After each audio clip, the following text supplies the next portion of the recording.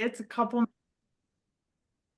after, and thank you everyone for joining. I'm Kate Schroeder with Interact for Health, and really just appreciate everybody making time for joining this webinar today. This is something that we're committed to doing on an annual basis in an interest of being open and transparent, sharing what are the grants that were made last year and giving some insight and runway into what the plans are for 2025. So that really is the purpose of why we're here today. And I will say that this is being recorded and the slides and the recording will be on our website as well. So please feel free to reference that after too. If we want to go to the agenda slide, we're going to have about 45 minutes where we're going to run through quickly. I'll go through reflections from 2024 and a summary of what we did this past year. And then my colleagues Ross and Ashley are going to talk through plans for 2025, and we'll have time for Q&A at the end. If you have questions or clarifications as we go through, please feel free to put them in the chat. We will try to deal with any that are quick at that time, but save time towards the end for the back and forth around questions. And I guess just one last thing to share before we dive in is when we initially scheduled this a month ago, we were in a different place as a community and country, and there's just want to acknowledge all the uncertainty and difficulty that is causing in our nonprofit sector and in our community right now. And I think we are really working and trying to do what we can as an organization to be as helpful as possible in that. So there's a few things. We sent an email out to all of our current grantees last week sharing that we are willing to be flexible with the timing of any planned 2025 grant payments. We are also working with our partners at the Human Services Chamber and a pro bono partnership and OneSource, a nonprofit leadership council, to really make sure we are getting out all possible resources, accesses to webinars, to data, and other things that may be helpful right now. And then working with the other funders, have worked through United Way to put out a survey to understand the impact on our nonprofit community so that we can be as collaborative as possible in how we can best respond. So just want to acknowledge that before we go through this, because we are in a really challenging environment right now. And we're also really open to feedback on how we can best show up and respond in this moment too. So with that, let's dive in. Just a reminder, I think most folks know this, but why are we here? Interact is here to really advance health and make sure everyone in our region is healthy and thriving, regardless of who they are and where they live. That is what we work towards, is changing those long-term metrics in not just length of your life, but the quality of life. Next slide. And our values, we are really focused on tackling root causes, amplifying community power. You'll see that throughout. Those closest to the problem are closest to solutions. And this webinar is highly tied to speaking openly and partnering with trust. We want to be as open and transparent as possible about what our plans are, and our plans and strategy are developed in partnership with our community. And so the more open and frank our dialogue is, the better it is for us. And we welcome one of the things we say all the time is we run to criticism. So please give us feedback on what we could be doing better at all times. And at the end of the day, we're here together with all of us, really striving for impact, and that's our North Star. Reminder on our priority populations. These are focused on those populations that are experiencing the greatest health disparities. We are a health foundation that is looking to improve health. And so we are laser focused on those populations that are having the greatest disparities. Those are our Black communities, Hispanic, children and families with low incomes, our rural communities, and our LGBTQ+ communities. And as a reminder, we are a funder, but we are more than just a funder. We always want to remind folks that we can show up in our community in many ways, and please call us out and call us in these other ways as well, where we can be a voice for change. Our revenues are not impacted by what we say. While we cannot lobby, there's a lot we can do to elevate important issues. And so being a voice for change, bringing together partners to solve complex issues that cut across sectors, elevating community voice, and really we have a lot of expertise and resources in data. So how can we make data more accessible and useful to people and save others time? So now getting into it, we are almost halfway through our current 5-year strategy. Reminder on what our 3 priority areas are. Community power building. This is where you see our rural work and our deep work in 3 urban suburban communities show up. So this is where we are really partnering in depth in these communities to have more community-led solutions. Second area is policy and systems change. We really believe we don't want to just deal with the inequities that exist in our community. How can we go upstream and change the policies and the systems that are creating them? And the third piece is around mental health and well-being with a strong focus on youth. So here is a summary of our grant making in 2024. We issued 49 grants to 44 grantee partners. Average amount was just below 140,000. Duration was a little over a year and a half for the average duration. This is something we're working to. We want to be able to do more multi-year grants. So it's important to us to be transparent on this and hold ourselves accountable as we are working towards that. Of those 44 partners, 15 were new partners to Interact for Health, and 29 of the 44 were multi-year grants. On the right, you can see the amounts, the total amount in each of those 3 strategic areas. So 2 million in community power, 2.5 in the mental health space, and 2.3 in the policy and systems change area. And you can see the number and average grant size in each of those areas. One other thing I want to acknowledge is I wish we had more resources than we have.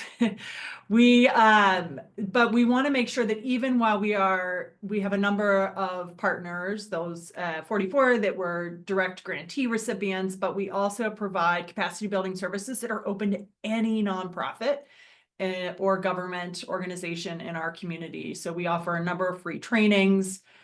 We organized 11 capacity building trainings last year with over 600 participants. We do this, we work closely with the other nonprofit partners like OneSource, Leadership Council, Pro Bono, to make sure that we're not offering duplicative trainings. And these trainings are also based on feedback and what's been asked. So please keep us posted if there are trainings you're interested in.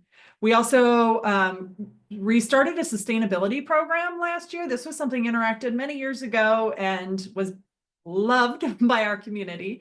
This is where we work with, provide a free consultant over 15 months to work with 12 organizations that are really 12 nonprofits that are looking to take their organization to the next level and want some deep consulting support, whether that's on board governance or fundraising, strategy. It's a dedicated consultant that is working with these 12 organizations to help them achieve that next level.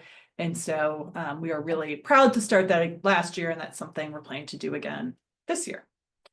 We also we get a lot of good feedback from the Bayer Center around fundamentals for fundraising. This is a national training that can be attended remotely, and we will fund any local organizations that are interested in receiving this training. We are willing to cover the cost of attending those trainings.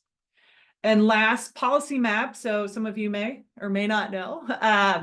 Policy Map is a national database of all federal indicators. All the historic data that is no longer on websites continues to be part of Policy Map. We are able to offer free subscriptions to Policy Map to nonprofits in our community who will use that data. It's kind of a use it or lose it thing because we have a limited number of subscriptions, but any nonprofit or government in our community that wants access, we are willing to give you a subscription as long as it's something you'll use.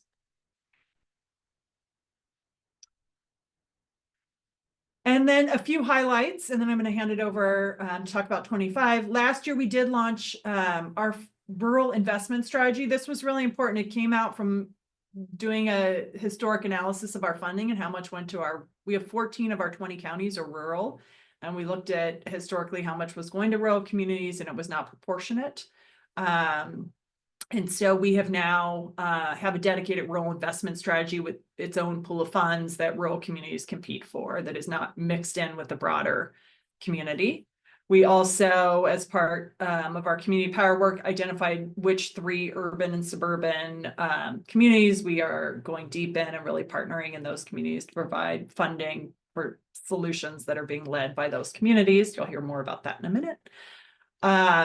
In our mental health space, we helped to launch HEY, which is a community-wide movement to improve youth mental health and well-being in our region over the next 10 years. 11 funders have pooled their funding within this. It's being led by and with youth at the center of it. We have youth fellows. They have really pushed us, along with all the organizations participating, over 200, to have a strong focus on youth prevention and going upstream. So you can go to the website and HEY and read about that, but this is one of the big initiatives we're invested in there. And then, as I mentioned earlier, we are really trying to move towards more larger multi-year grants with aligned partners where we are able to do that. Event sponsorship is something that is also open to all nonprofits in the community. This is something we tend to use our sponsorship to give smaller dollar grants and awards, sponsorships to those organizations that are not necessarily our grantees, so that we are able to even support more than we're able to through our grants. That last year we were committed to putting that on our website and making it a very open process. And that is linked there. And lastly, this is something also that is in line with our value around transparency and being open, is that we want feedback. We are committed every 3 years to doing a survey. Anyone who's received a grant from us under the current strategy last year received an invitation to be part of this survey. Thank you to everyone who filled it out. I think we had around 65 of our 99 folks that were invited to participate.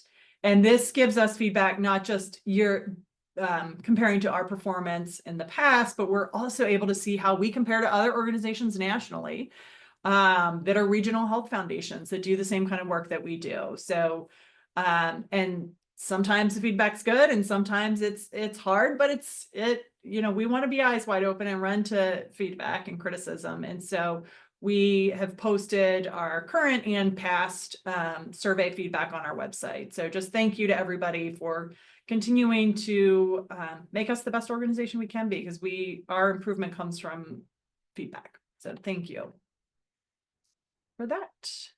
And I believe our next slide, we're moving to the meat of it.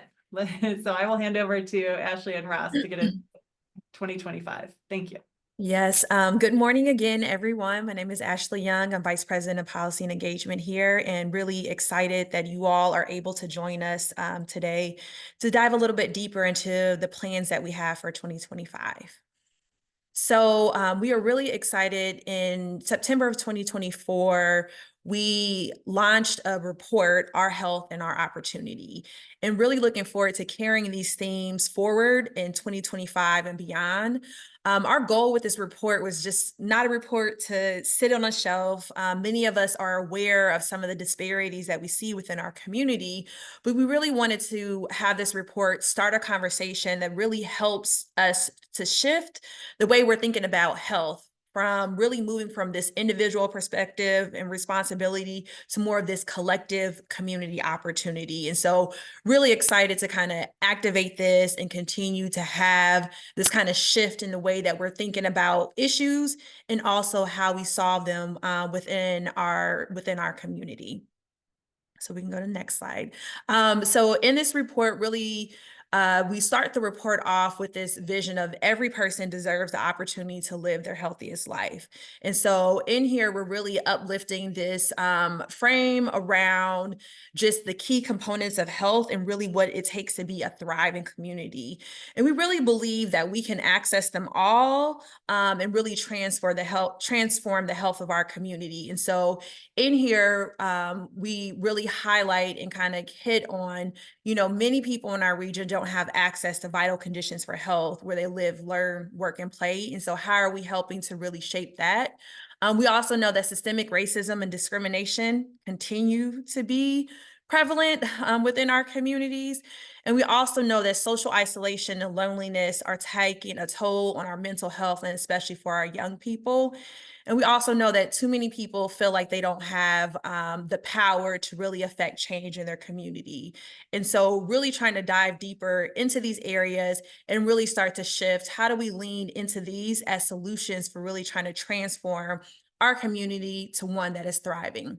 One of the areas that we really hit hard within the report and really want to spotlight, because it might be just newer language for folks, is really the vital conditions for health and well-being. And again, going on the lines of, we tend to often blame individuals for their poor health, really ignoring the larger forces that shape people's daily lives. And so this really helps to give language, and many folks might be more familiar with like the social drivers of health. And so these are very similar. I think that what I enjoy most about when we think about vital conditions is that core of belonging and civic muscle being at the core. And then also this distinction between the vital conditions and urgent services, and the notion that we really need this continuum to be strong if we want to be a thriving community, and investments need to be along this continuum. And so you'll see us using vital conditions language throughout some of our RFPs and when we talk about the work that we're doing. And we'll also speak later about an upcoming webinar where folks can dive deeper into these vital conditions and how they might be able to use this framing to help address some of the most pressing issues that we have within our community. This is just an overview of our strategy, and Kate really kind of hit this hard in the beginning. And so at the core is really us just making sure that everybody in our region has a full, fair, and just opportunity to good health. Around that, focusing in on mental health and well-being, building community power, advancing policy and systems. Along those lines too, we also want to make sure that it's just kind of undergirding and really foundational to our strategy is that we're looking at narratives. And so how are we talking about the issues? How are we talking about the solutions?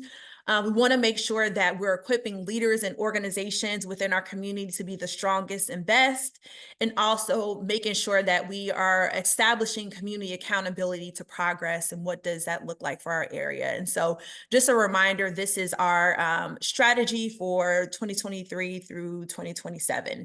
And so now we're going to go into our key strategy areas and share information about what the goals are, overall goals are in those areas, and what you can expect from a grant making perspective in 2025.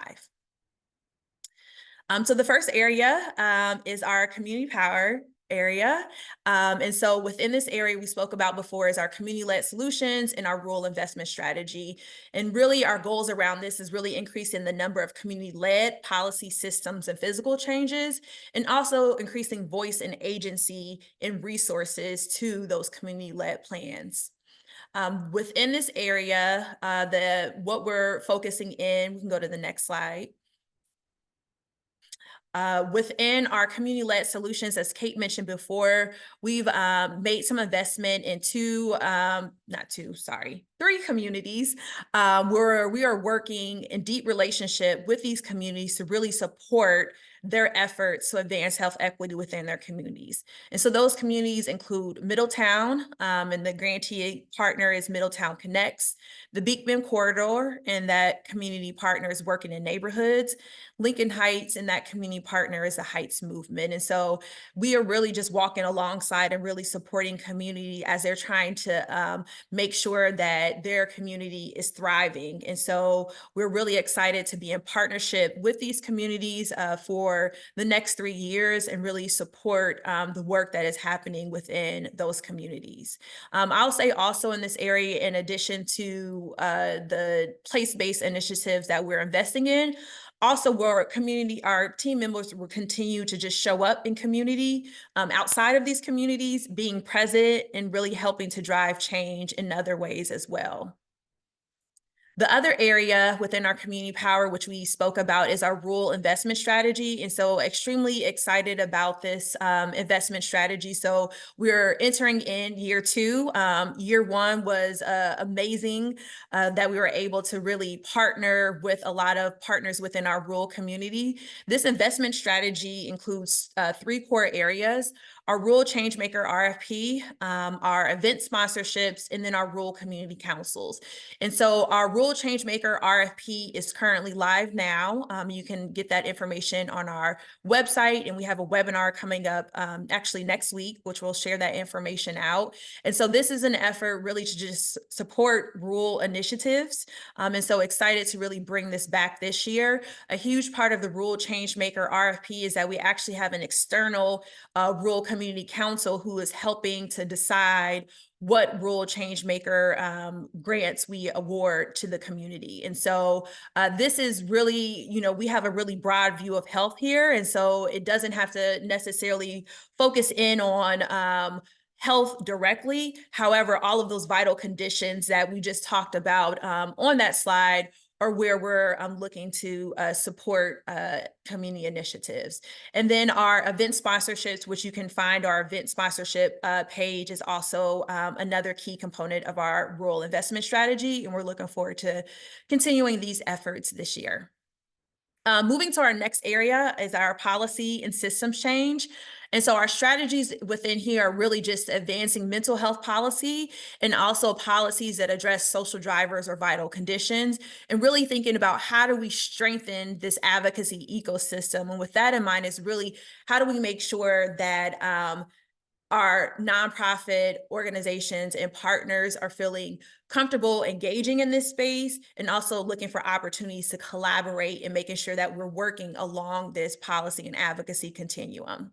And so within this area, the goals that we're working on are increasing the pace, number, and quality of advocacy and policy wins, and also looking to expand and strengthen capacity, skills, and collaboration of organizations that are working to advance health equity and policy efforts. Next slide. And so for our grant making within this area, we will have 2 open RFPs. Our local policy RFP will be released soon. We released this initially last year. And so within this RFP, really focus in on advancing local policy efforts that help to address the vital conditions. And so we're really working with organizations and to look at local policy and advocacy efforts that address the vital conditions for health and well-being. The applications and the focus are really around policy changes at the local jurisdiction level or through governing administrative boards such as school boards or zoning boards. And so really excited to bring a new group of grantee partners along this year. The other open RFP that we will have is the advocacy capacity building RFP. And so this RFP will be released in the early springtime. And this is really focused in on supporting nonprofit organizations to strengthen their organizational culture, mindsets, and practices for policy and advocacy efforts that really focus in on the vital conditions for health and well-being. And so this funding will support organizations in developing and really building their capacity within this area. And this will be structured in like a year-long learning cohort model. And so we're really excited to have this opportunity. And this really falls in line with us making sure that we have a strong advocacy ecosystem within our region. Next slide. The other area of grant making is an invited RFP. And so this is a continuation of our invited RFP, really supporting organizations that are engaged in equitable advocacy and policy efforts. And this is focused in on vital conditions. And then we also have partners who are focusing in on mental health and well-being. Within our mental health and well-being area, we're really focusing in on looking at the workforce within the behavioral health space, really looking at that recruitment and retention and how we're able to really make sure that the system is better supporting our workforce so that we can have the workforce that's needed to meet the demand that we have within our community. And so these are our efforts in our community power and policy and systems area. We really look forward to working with everyone. If you guys have any questions specifically about anything that I shared, please go ahead and drop them in the chat. And when we get to Q&A, I'll be more than happy to answer those questions. So now I will hand it over to my colleague Ross to talk about mental health and well-being. Thank you, Ashley. You're welcome. Good morning, everybody. Such a pleasure to not only work with my colleagues, Kate and Ashley, and all of our team at Interact, but with all of you. We are super excited about the progress that our community is making together on all the issues that we're tackling, but also know that this moment demands much more from all of us to lean in more deeply to really work together as a community and use what's within our own control to power greater change. So such an honor for me to be with all of you on this journey.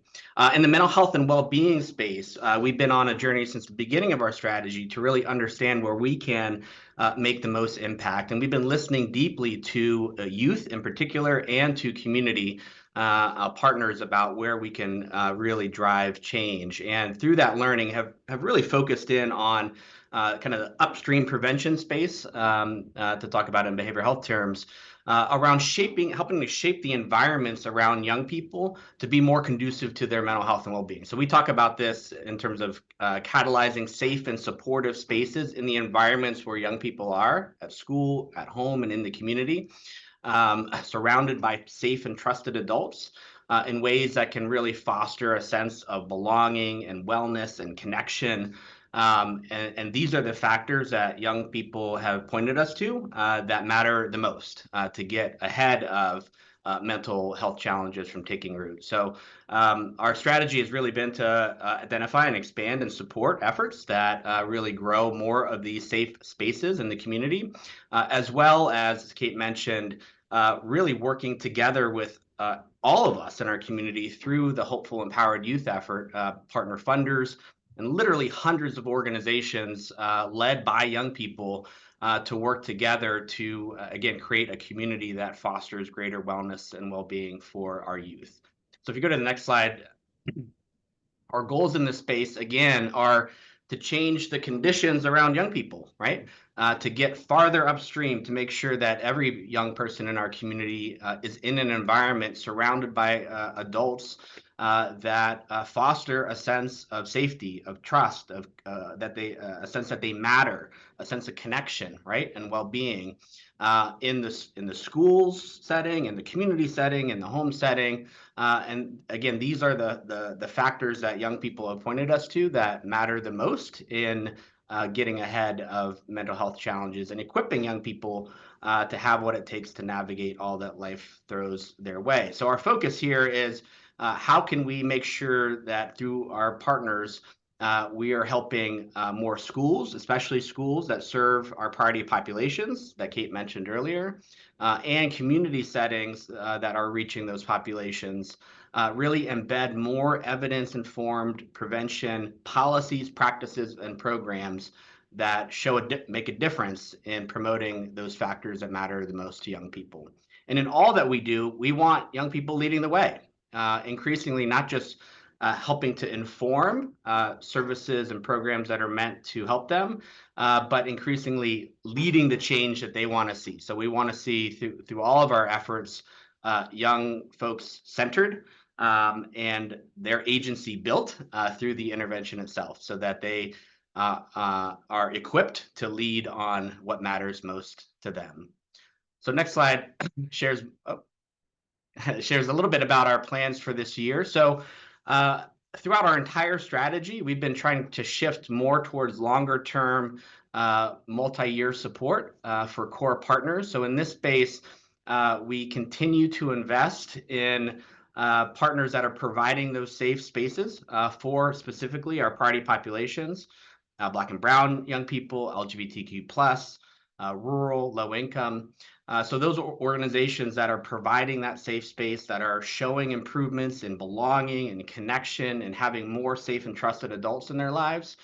Those are the organizations that we're deeply investing in and adding new partners through an invited RFP to continue to expand those efforts to reach more of our priority populations. We're also partnering with organizations that are working with schools to help promote, again, policies, practices, programs that promote overall wellness throughout the school environment. Again, this is in response to what young people have shared about how do we shape the conditions around them in ways that are more conducive to their mental health and well-being. This is intentionally, for those of you involved in the HEY effort, very aligned with the strategies that have come out of our regional strategy. HEY is our region's plan, guided by young people, deeply informed by hundreds of practitioners for what it's going to take for our region over the next decade to lead towards long-term sustainable change in the conditions that promote well-being in young people. So our strategy is very intentionally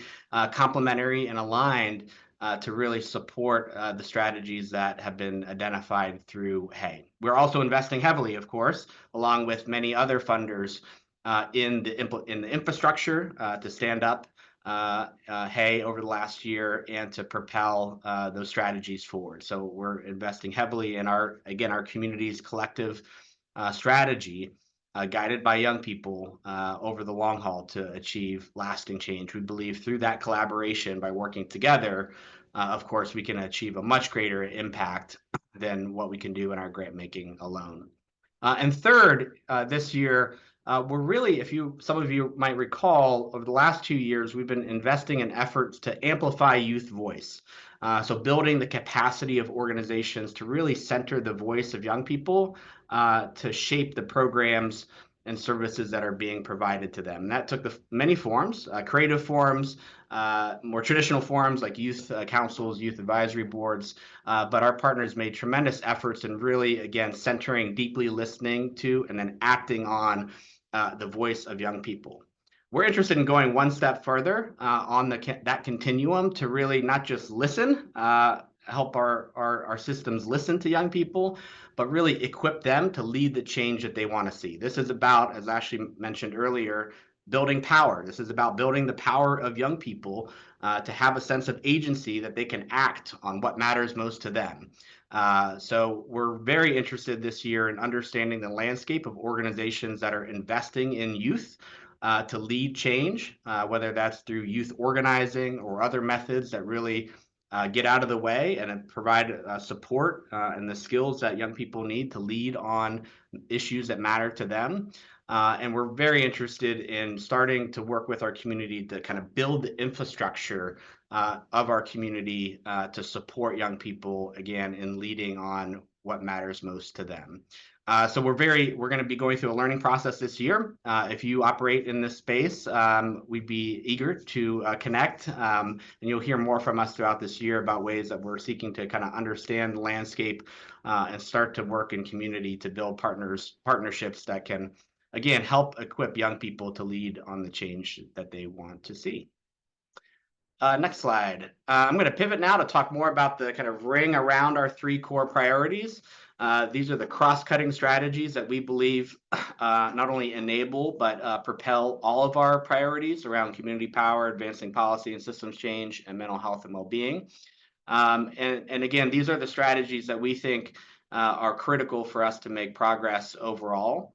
The first being around changing the narrative, right? Changing the mindsets that shape the issues that we're working on around health equity, health justice, and mental health. And Ashley talked about our signature effort last year, our Health, Our Opportunity report.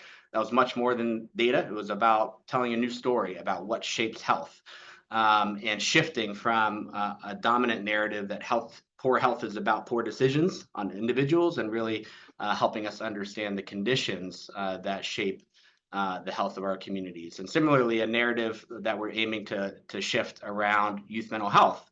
that it's not about fixing young people, it's about fixing the conditions around young people that are putting undue stress on the lives of youth in our community.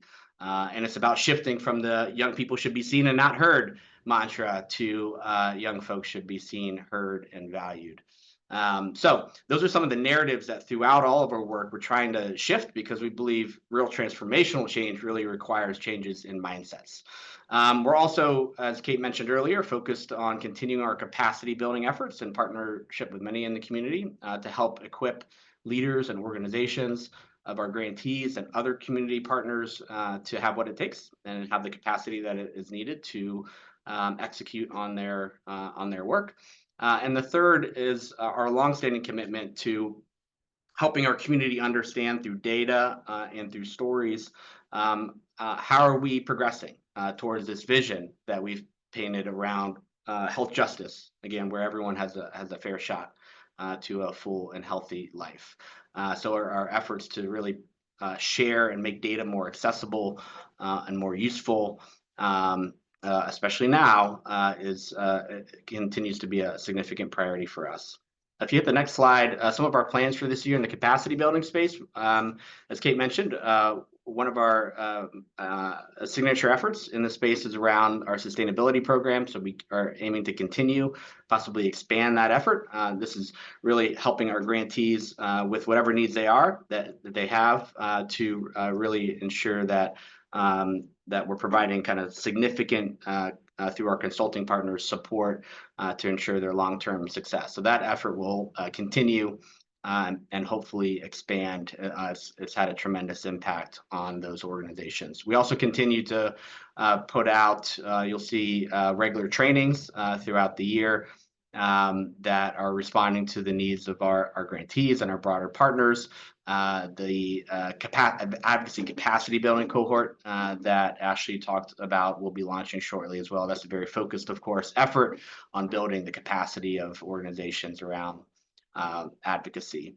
On our data front, Pete mentioned Policy Map, especially now when a lot of data sources are offline or inaccessible. Policy Map has data available from all those sources that, again, makes it in a very user-friendly format. We can offer licenses to our community and partners to be able to access the data that you need to understand the health of our community. So reach out to us if you're interested in getting access to that resource. Another signature effort in this space is our Data for Equity partnership with BI3 and HealthPath. That RFP just closed. We had a tremendous response from the community. Very excited about the eagerness of so many in our community to understand how to better use data in ways that can further health equity. So we're very excited about that ongoing learning community that's being built in our community around, again, using data to understand and drive forward on equity. One other opportunity coming up, and this is kind of around the shaping better stories and helping us understand this kind of vital conditions framework. We're working closely with the Ripple Foundation, a national foundation that has really championed and provided thought leadership around this framework. We have an upcoming webinar with them coming up later this month to really help us all understand this vital conditions framework and how we can use it to start to shift narratives in our community around what makes for a good health. Next slide. This is just a summary of some of the dates that we ran through. Again, we'll share the slide deck out with all of you so you have this handy. Data for Equity, I just shared how recently closed. The Rural Changemaker RFP, as Ashley mentioned, we have an informational webinar coming up next week, 2 rounds with deadlines in April and September this year. Local Policy RFP will be, we're planning to release next week with webinar coming up in March, deadline in April, and the Advocacy Capacity Building RFP anticipated May release. Next slide. Finally, event sponsorships. We do that on a regular basis. It's linked on our website. Again, any organization that's interested, please submit a sponsorship request, and you can see the deadlines here. They are on a rolling basis throughout the year. And then finally, next, Carolyn. We have a couple information sessions coming up, specifically about the local policy RFP in March. And then our rural office hours. This has been a tremendous way for us to build relationships and have a low barrier way to be in the community and learn more deeply about what's happening in our rural community. So you can see the schedule for our rural office hours coming up. And with that, we are done. We're going to drop the slides.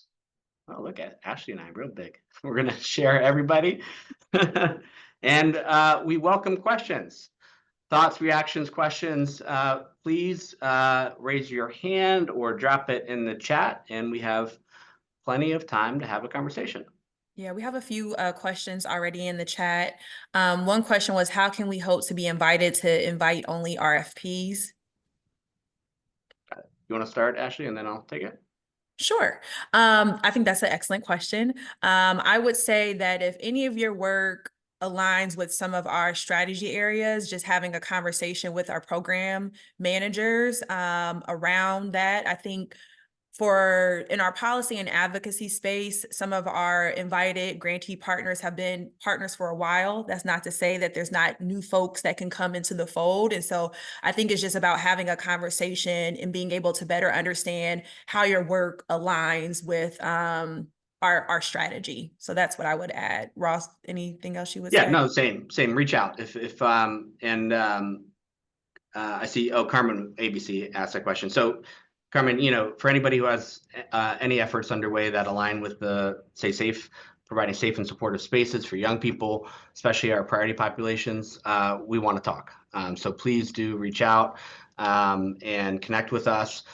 Just a little context on why some of these are invited versus some are open. Again, our strategy is intentionally focused on moving towards more multi-year general operating support for core partners.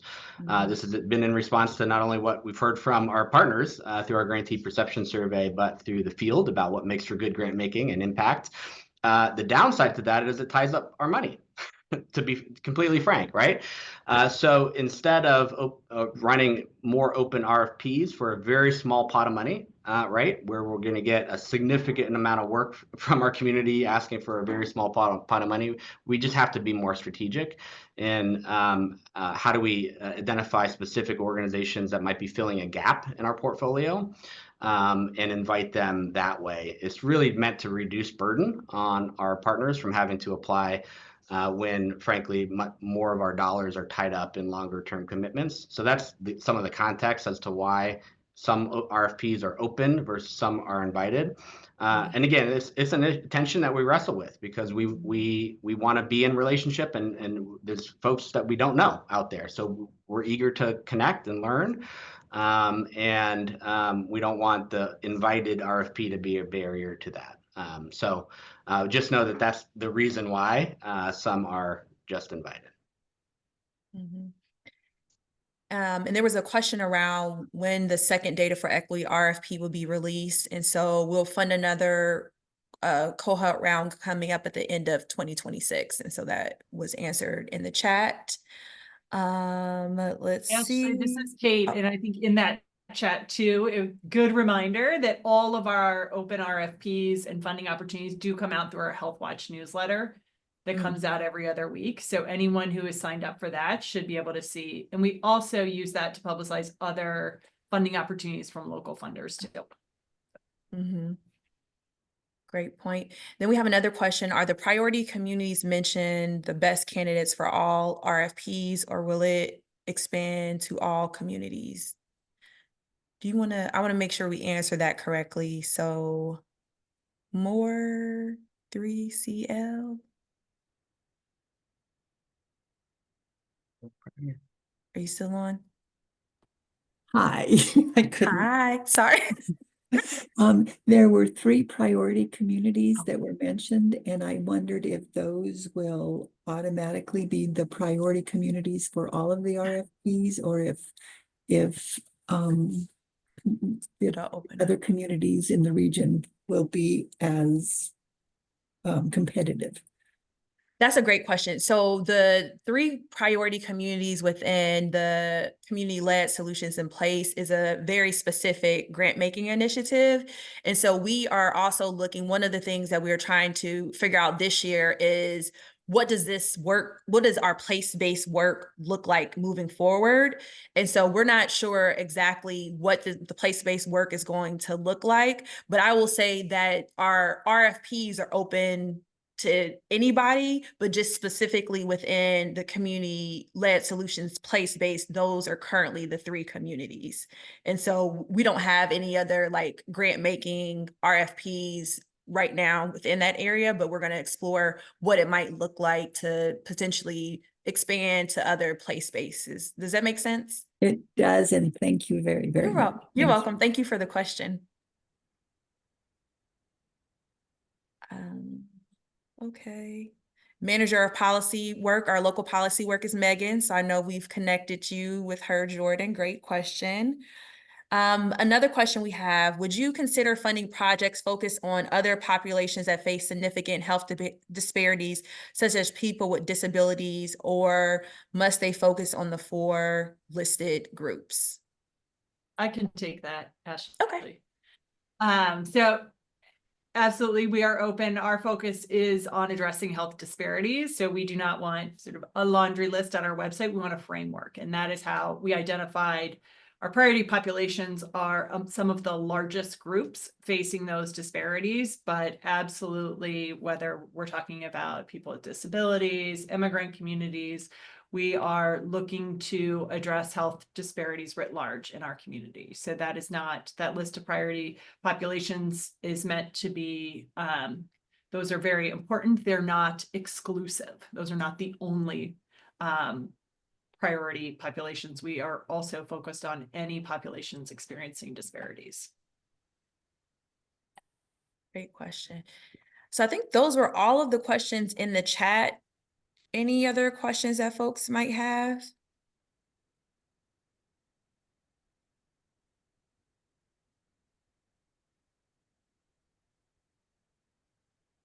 I think we got it about seniors. Yes, absolutely. I would say more seniors that are overlapping though, that are low income or experiencing health disparities, not, so it's sort of that same frame, right? There's a number of seniors that we're not focused on wealthy seniors that are doing very well, but if there are seniors that are experiencing health disparities, absolutely, that would be a focus.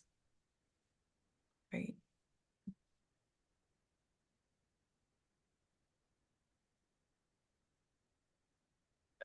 Reentry.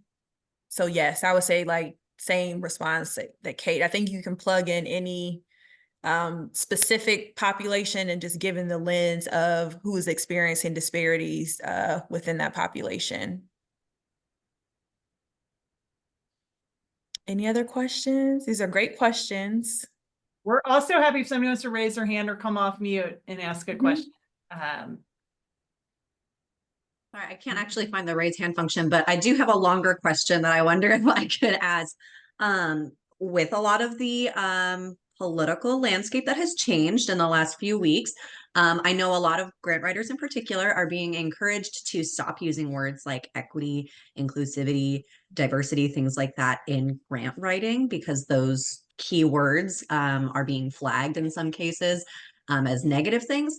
And I wanted to just see if you had any feedback on, are those words must-haves? Are those words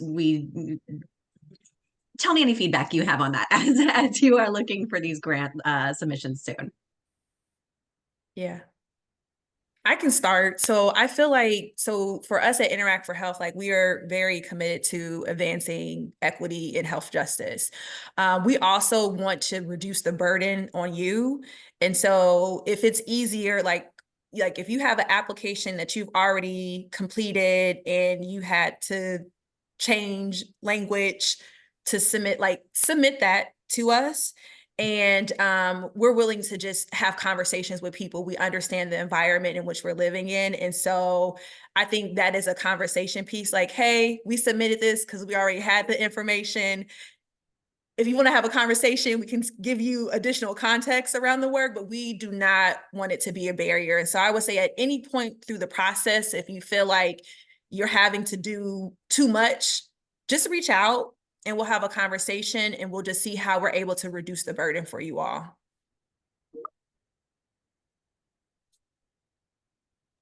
Thank you. You're welcome.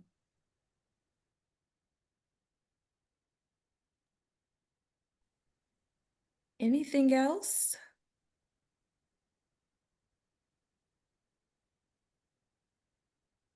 Okay.